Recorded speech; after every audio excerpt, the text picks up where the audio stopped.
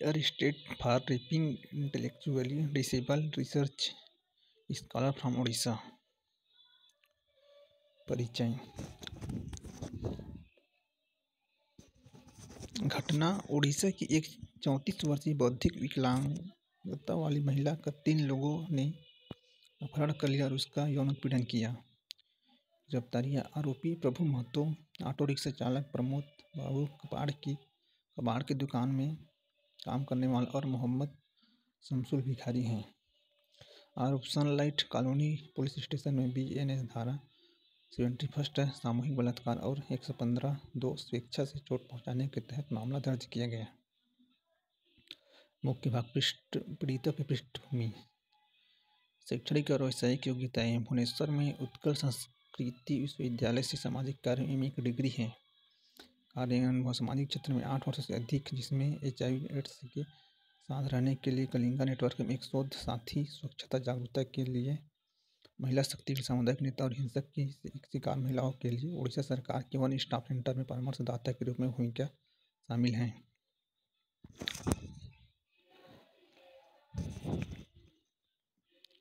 Police की प्रतिक्रियाएं। खोज। पुलिस को 11 अक्टूबर को सराय काले खां के पास घायल अवस्था में एक महिला के बारे में कॉल आया। चिकित्सा ध्यान। पीड़िता को एम्स ट्रॉमा सेंटर ले जाया गया।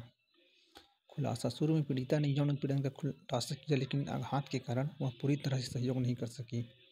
सूचना के लिए विश्वास निर्माण। सहायक उपाय। एक महिला कांस्टेबल और उड़ीसा स्थित एक देखभालकर्ता को जानकारी एकत्र करने के लिए पीड़िता के साथ विश्वास बनाने के लिए नियुक्त किया गया। जांच और गिरफ्तारियां। सफलता। पहली गिरफ्तारी महतो को 30 अक्टूबर को गिरफ्तार किया गया। बाद की गिरफ्तारी 2 नवंबर और 14 नवंबर को गिरफ्तार किया गया। कबूलनामा। आरोपी का बयान। पूछताछ के दौरान प्रमोद ने स्वीकार किया कि उसने 10 अक्टूबर को पुरानी दिल्ली रेलवे स्टेशन पर पीड़िता को देखा और शमसुल के साथ मिलकर साजिश रची, क्योंकि उसकी बौद्धिक अक्षमता के कारण आसान लक्ष्य माना गया। आगे की राह। परामर्श और पुनर्वास। पीड़िता को आघात से निपटने के लिए निरंतर परामर्श और चिकित्सा देखभाल की आवश्यकता है। सुरक्षा उपायों को मजबूत करना। विकलांग व्यक्तियों के लिए सुरक्षा प्रोटोकॉल बढ़ाना, जिसमें सामुदायिक जागरूकता और पुलिस प्रशिक्षण शामिल है। कानूनी कार्यवाही। पीड़िता को न्याय दिलाने और ऐसे अपराधों के लिए रोकथाम स्थापित करने के लिए उचित धाराओं के तहत त्वरित सुनवाई सुनिश्चित करना। केस स्टडी और सांख्यिकी। कनाडाई विकलांग महिला नेटवर्क सर्वेक्षण में शामिल 245 विकलांग महिलाओं में से 40% ने दुर्व्यवहार की सूचना दी है। 12% का बलात्कार किया गया, मुख्य रूप से पति, माता पिता या सेवा प्रदाता द्वारा। USA राष्ट्रीय सर्वेक्षण निष्कर्ष। एक अध्ययन में विकलांग और गैर विकलांग महिला दोनों के लिए समान दुर्व्यवहार दर पाई गई, जिसमें 62% उत्तरदाताओं ने किसी न किसी तरह के आजीवन दुर्व्यवहार की सूचना दी। भारतीय संदर्भ। भारत में सामाजिक चुनौतियां जैसे कि कन्या भ्रूण हत्या और लिंग पूर्वाग्रह विकलांग महिलाओं को और अधिक खतरे में डालते हैं, जिससे वे हिंसा के प्रति अधिक संवेदनशील हो जाते हैं। 34 वर्षीय, मतलब इसमें क्या हुआ था, बौद्धिक विकलांग, जो विकलांग था उसके साथ यौन उत्पीड़न किया गया था।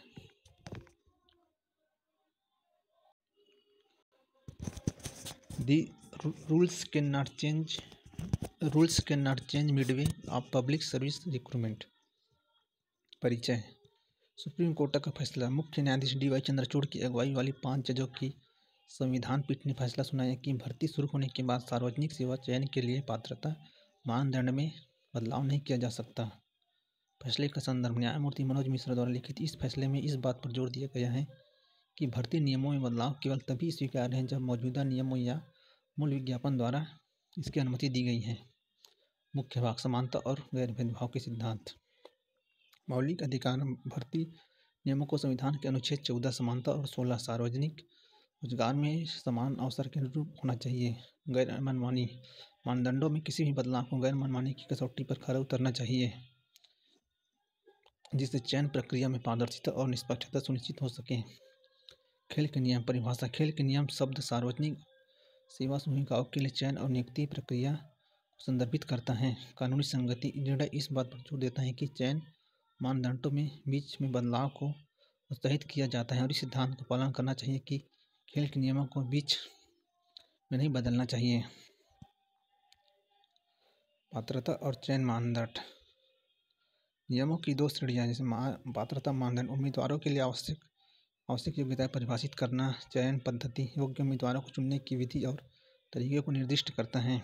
बाध्यकारी प्रकृति पात्रता मानदंड और चयन पद्धति दोनों को विज्ञापित नियमों और प्रक्रियाओं का सख्ती से पालन करना चाहिए। भर्ती प्रक्रिया समय रेखा प्रक्रिया अवधि भर्ती आवेदनों के लिए विज्ञापन के साथ शुरू होती है और रिक्तियों की पूर्ति के साथ समाप्त होती है। पारदर्शिता पूरी प्रक्रिया पारदर्शी, गैर भेदभावपूर्ण और गैर मनमाने होनी चाहिए, जिससे भर्ती उद्देश्यों से स्पष्ट संबंध हो।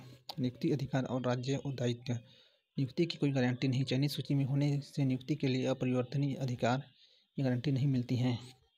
अस्वीकृत का औचित्य यदि किसी चयनित उम्मीदवार को नियुक्ति से वंचित किया जाता है तो अस्वीकृति को उचित ठहराना राज्य की जिम्मेदारी है। आगे की राह पारदर्शिता भर्ती विज्ञापित भर्ती मानदंडों का सख्ती से पालन सुनिश्चित करना, निष्पक्षता और निरंतरता को बढ़ावा देना। कानूनी निगरानी भर्ती प्रक्रियाओं के दौरान मनमाने बदलावों को रोकना के लिए न्यायिक जांच को सुदृढ़ करना, राज्य की जवाबदेही नियुक्तियों से इनकार करने को उचित ठहराने के लिए राज्य की जिम्मेदारी बढ़ाना, सार्वजनिक सेवा भर्ती में जवाबदेही और निष्पक्षता बढ़ाना।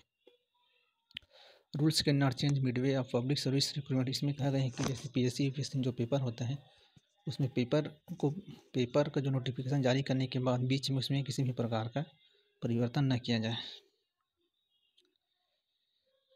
Many consular caps in Canada cancelled India.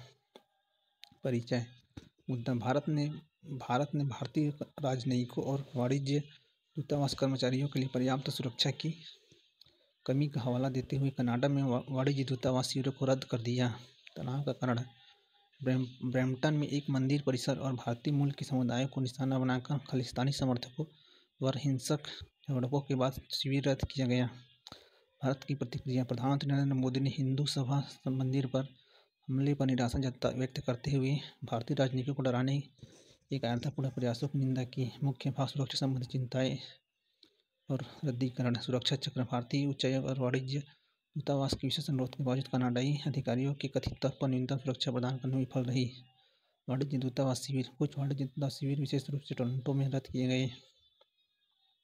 Social media statement Toronto में भारतीय वाणिज्य दूतावास ने सुरक्षा मुद्दों के कारण वाणिज्य दूतावास शिविर को रद्द करने की आधिकारिक घोषणा की। घटना का प्रभाव कानून का शासन मंत्रालय के प्रवक्ता रणधीर जायसवाल ने कनाडा से कानून के शासन को बनाए रखने और अपराधियों के खिलाफ न्याय सुनिश्चित करने का आह्वान किया। हिंसा में वृद्धि पिछले एक साल में भारतीय राजनीतिकों में धमकी, डराना और परेशान करना बढ़ गया है।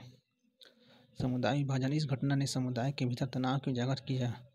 ओंटारियो गुरुद्वारा परिषद ने हिंसा की निंदा और हिंदू सभा मंदिर ने जवाबदारी विरोध प्रदर्शन में शामिल एक पुजारी को निलंबित करके जवाब दिया। जनसांख्यिकी संदर्भ भारतीय मूल की जनसंख्या लगभग 1.86 मिलियन भारतीय कनाडा की जनसंख्या लगभग 5%। ब्रैम्पटन में भारतीय मूल की एक महत्वपूर्ण आबादी शहर के निवासियों का 28% है। राजनयिक चुनावी करते संबंधी यह घटना भारत और कनाडा के बीच चल रहे राजनीतिक मतभेद को और बढ़ाती है, जिससे राजनीतिक निष्कासन और भारतीय उच्चायुक्त संजय वर्मा को वापस बुलाना शामिल है। निगरानी संबंधी चिंताएं भारत ने कनाडा में राजनयिकों की निगरानी के बारे में जताई जिसे उसने अस्वीकार्य माना। पेंशन दस्तावेज जीवन प्रमाण पत्र कई भारतीय मूल के नागरिकों को पेंशन प्रक्रिया के लिए विशेष रूप से नवंबर और दिसंबर में भारतीय वाणिज्य दूतावास और सत्यापित जीवन प्रमाण पत्र की आवश्यकता होती है। आगे की राह बढ़ा हुआ सुरक्षा सहयोग भारत और कनाडाई की राजनीतिक और समुदाय दोनों की सुरक्षा सुनिश्चित करने के लिए वाणिज्य दूतावास में सुरक्षा सुनिश्चित करने का सहयोग करना चाहिए। राजनयिक जुड़ाव गलतफहमी को दूर करने और तनाव को कम करने के लिए राजनयिक चैनल खुले रहे चाहिए। सामुदायिक समर्थन भारतीय मूल और सिख समुदायों के बीच विश्वास बनाए सद्भाव सुरक्षा को बढ़ावा देने के लिए पहल का समर्थन करें। कानूनी और हिंसा के जिम्मेदार लोगों पर मुकदमा चलाने और आगे की घटनाओं को रोकने के लिए कनाडाई अधिकारियों द्वारा त्वरित कार्रवाई। Many consular caps in Canada cancelled India इसमें क्या है, भारत के कनाडा राजनीतिक शिविर को रद्द करने के लिए जोर दिया जाता है और भारतीयों को वापस बुलाएं उसके लिए।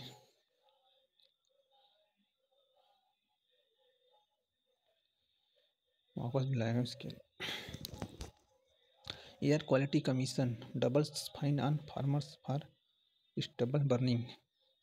पराली जलाने के मुद्दे पर सुप्रीम कोर्ट द्वारा बार बार चेतावनी दिए जाने के बाद वायु गुणवत्ता प्रबंधन आयोग ने इस प्रथा में लगे किसानों के लिए जुर्माना बढ़ा दिया है। उद्देश्य CAQM का उद्देश्य पराली जलाने पर सख्त दंड लगाकर दिल्ली राजधानी क्षेत्र और उड़ीसा और पड़ोसी राज्य में वायु प्रदूषण को कम करना है। धान कटने के बाद जो बचता है उससे जलाने पर जो धुआं निकलता है उससे प्रदूषण बढ़ता है। इसी के लिए नियम पराली जलाने पर संशोधित जुर्माना 2 एकड़ से कम है तो 2500 से बढ़ाकर 5000 किए गए। 2 से 5 एकड़ है तो 5000 से बढ़ाकर 10,000। 5 एकड़ से अधिक है तो 15,000 से 30,000। अधिकार प्राप्त प्राधिकार दिल्ली, पंजाब, हरियाणा, राजस्थान और उत्तर प्रदेश के NCR क्षेत्र में राज्यों द्वारा नियुक्त मंडल अधिकारी पर्यावरण क्षतिपूर्ति के रूप में ये जुर्माना लगाने और वसूलने के लिए अधिकृत हैं। पराली जलाने के रुझान कुछ राज्यों में गिरावट से पंजाब और हरियाणा में खेतों में आग लगाने की घटनाएं कम हो रही हैं। अन्य राज्यों में वृद्धि उत्तर प्रदेश, राजस्थान और मध्य प्रदेश में पराली जलाने की घटनाएं बढ़ रही हैं।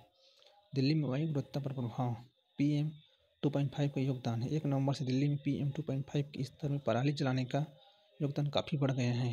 प्रवृत्ति अवलोकन योगदान दर अक्टूबर के मध्य में 14% से बढ़कर 7 नवंबर तक 20% से अधिक हो गई है, जिसमें 1 नवंबर को 35% का शिखर था। निगरानी और डेटा संग्रहण उपग्रह अवलोकन कृषि परिस्थिति तंत्र निगरानी और अनुसंधान के लिए संघ पराली जलाने की प्रवृत्तियों की निगरानी के लिए उपग्रह के माध्यम से आग की घटनाओं पर नजर रख रहा है।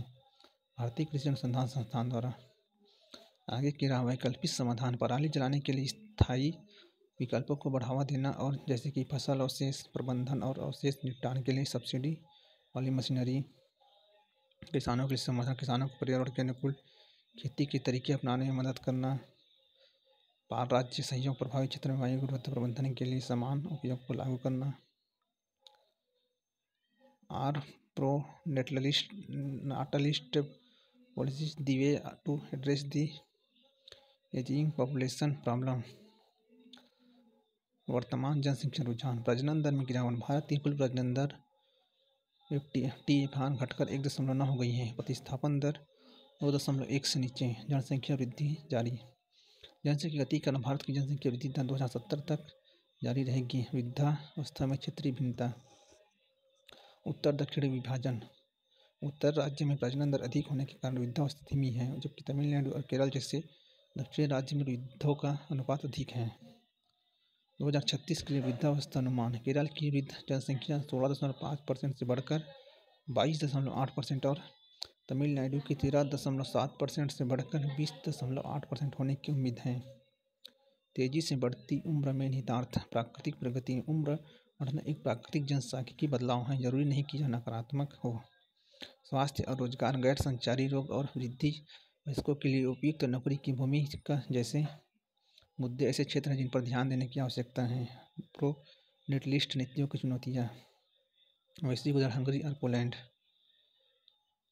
कम जन्म दर को प्रभावित करने वाला कारक जीवन यापन की उच्च लागत, आवास, शिक्षा और बच्चों के पालन पोषण की बढ़ती लागत, सामाजिक और लैंगिक अपेक्षाएं, बच्चों की देखभाल और करियर के मामले में महिलाओं पर पड़ने वाला बोझ।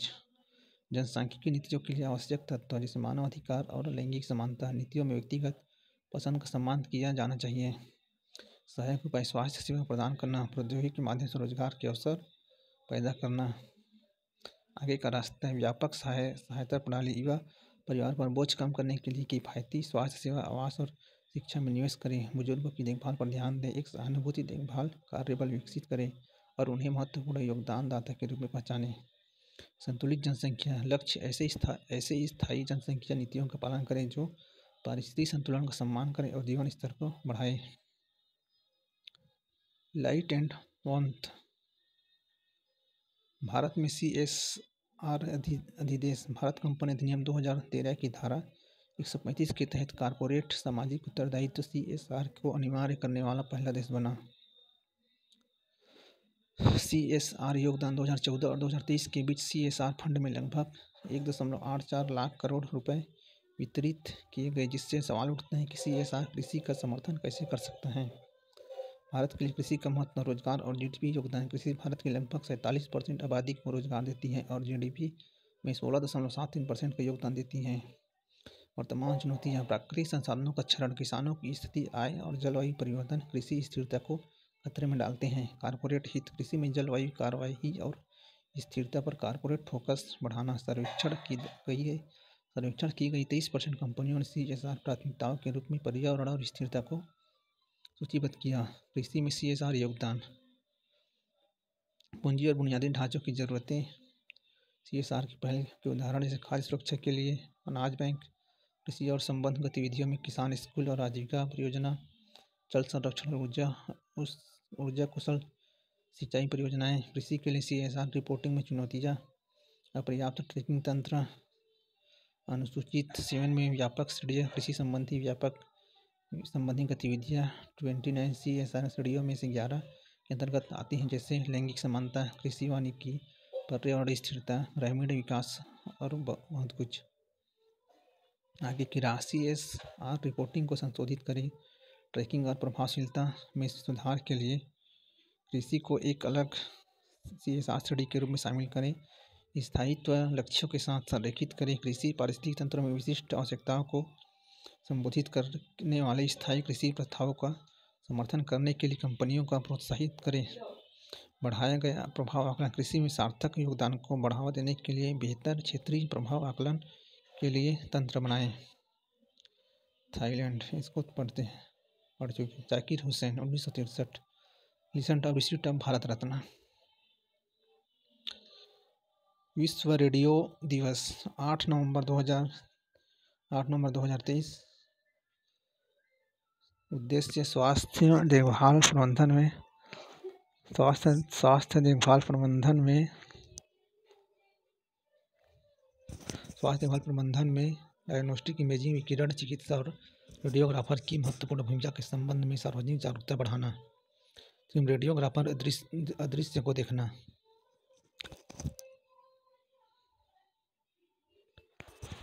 सामाजिक न्याय और अधिकारिता मंत्रालय ने शिल्प और सामुदायिक सशक्तिकरण के लिए एक डिजिटल प्लेटफॉर्म ट्यूलिप ब्रांड का उद्घाटन किया। पारंपरिक कारीगरों के उत्थान आजीविका कार्यक्रम ट्यूलिप। इसका लक्ष्य हाशिए पर पड़े कारीगरों, SC, OBC, सफाई कर्मचारियों और विकलांग व्यक्ति को ई-मार्केटिंग के माध्यम से वैश्विक प्रदर्शन और उनके उत्पादों की बिक्री के लिए एक मंच प्रदान करके उन्हें सशक्त बनाना है। ई-कॉमर्स के लिए tulip digital platform e-market place के माध्यम से कारीगरों को आर्थिक आत्मनिर्भरता और वैश्विक प्रदर्शन के लिए एक मंच प्रदान करेगा। हाल ही में सी फोम अवधारणा को व्यापक रूप से समाचारों में देखा गया था। सी फोम समुद्र में समुद्री झाग कार्बनिक पदार्थ हवा और लहरों द्वारा बनाया जाता है जो समुद्री तट पर बुलबुले बनाते हैं। यह मिसेल से बना होता है जो हवा के चारों ओर सरफेक्टेंट से बने छोटे गोले को होते हैं। ये सरफेक्टेंट प्रोटीन और वसा होते हैं जो प्लवक जैसे सड़ते समुद्री जीवन में से आते हैं। काई का खिल्ला मोटे समुद्री झाग एक सामान्य स्रोत है। भारतीय नौसेना द्वारा उच्च स्तरीय वर्चुअल इंटरेक्शन महासागर का तीसरा संस्करण आयोजित किया गया। Mahasagar maritime heads for active security and growth for all in region. भारतीय नौसेना द्वारा 2023 में लॉन्च किया गया यह हिंद महासागर क्षेत्र IOR और देशों के बीच सहयोग और उच्च स्तरीय बातचीत को बढ़ावा देने वाले एक द्विवार्षिक पहल है। यह Bangladesh, Comoros, Kenya, Madagascar, Maldives, Mauritius, Mozambique, Seychelles, Sri Lanka और तंजानिया के नौसैनिक नेताओं और समुद्री अधिकारियों को एक साथ लाता है। यह भारत के Sagar security and growth for all in the region vision के अनुरूप है। भारत और कजाकिस्तान ने भारत में TI स्लैग के उत्पादन के लिए इंडो कजाक संयुक्त उद्यम कंपनी IREUK टाइटेनियम लिमिटेड की स्थापना के लिए एक समझौता पर हस्ताक्षर किए। टाइटेनियम यह एक कठोर, चमकदार, हल्का और मजबूत दुर्दम्य धातु है।